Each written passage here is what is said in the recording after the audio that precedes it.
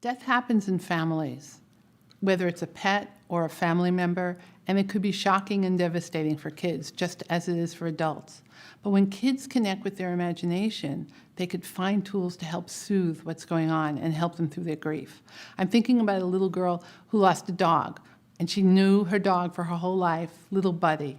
And what I usually start with is I ask the kids, what do they believe happens when someone dies? And for her, she believed the dog went to doggy heaven.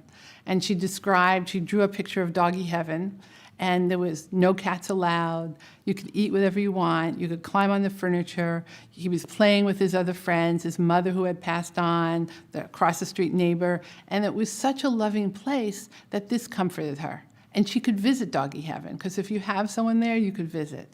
So by her visiting, she felt comforted, and it kept his memory alive.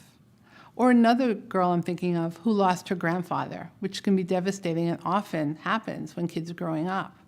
But for her, she believed her grandfather was above, kind of looking over.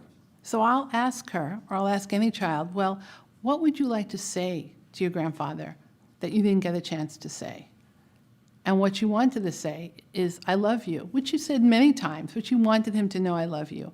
And he looked down on her in her imagination and said, I love you too. I'm happy. Be happy too. And that really helped her feel that she could move on a little bit. And it takes time, but it made a difference for her to know she could connect with her own imagination.